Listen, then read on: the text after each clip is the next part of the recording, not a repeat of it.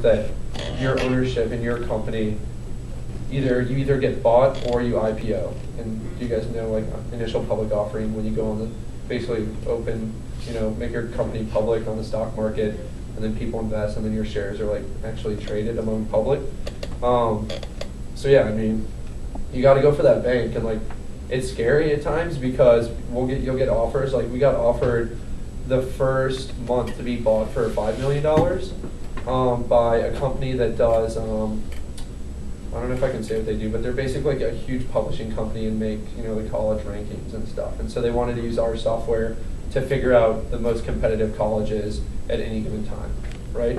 And so it's tempting, you're like, ooh, $5 million, and I don't have to work anymore on it.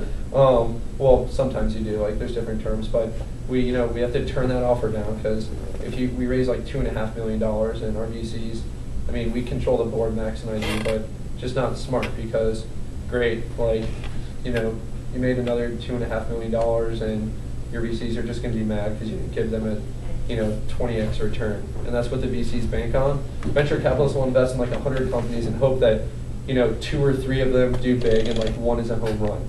And so, like, a good example of this is my other friend Max started a company called Aardvark. I don't know if you guys have heard of that. It's kind of a cool, clever question and answer site, but you like ask a question on AIM or on anything, and then like people in the community can respond. So it's like, I want to take my girlfriend to a nice restaurant in San Francisco that has good wine and good steak or something. And then people respond like real time that live in the area. They're like, oh, there's this cool restaurant here and here. So it's like pretty simple idea, right? Question answer. When he started it a few years ago, and he got some small offers for like a couple $100,000 when it was just him and another guy who had made it, and he turned those down. And then he took me out to dinner like 2 months ago. We were at this super swanky restaurant. I'm like, dude, I don't think I can afford to eat here. And he's like, no, it's on me, don't worry about it. I was like, okay, sweet.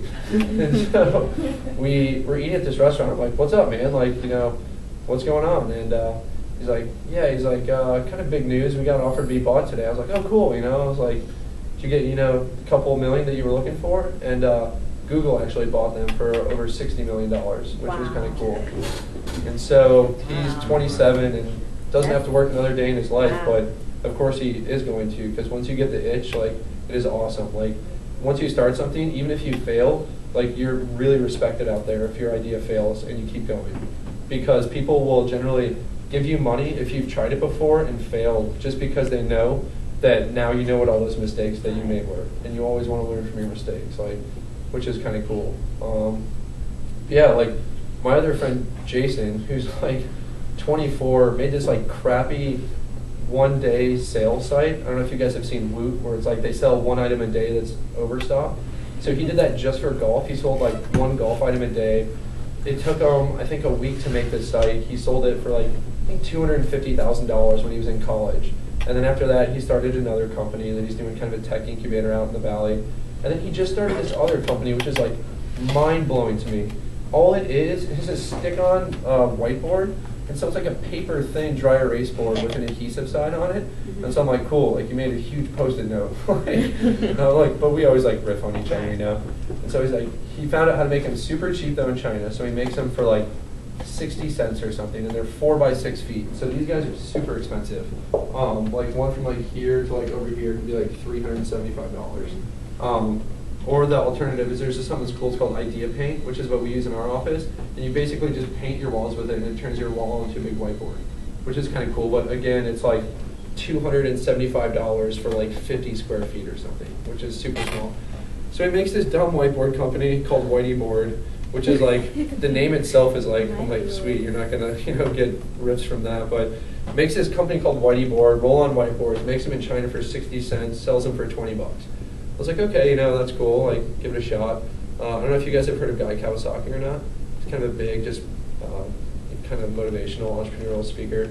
My friend Jason launched Whitey Board at this little Swagapalooza thing, where like basically you come present, and you have to give everyone in the audience like a sample of your product. And so Guy Kawasaki showed up randomly, unannounced, was like, Whitey Board is sweet. He's like, this is crazy, like, super cheap, works well. The next day, like, we go home, wake up, Jason had like $15,420 in his PayPal account from sales from that one night. And I was like, no! Yeah, like totally random, but again, like he just keeps trying ideas, stuff fails all the time. You know, we had like a 99% chance of failing, and then we raised money, and I think we have a 95% chance of failing now, which is kind of cool.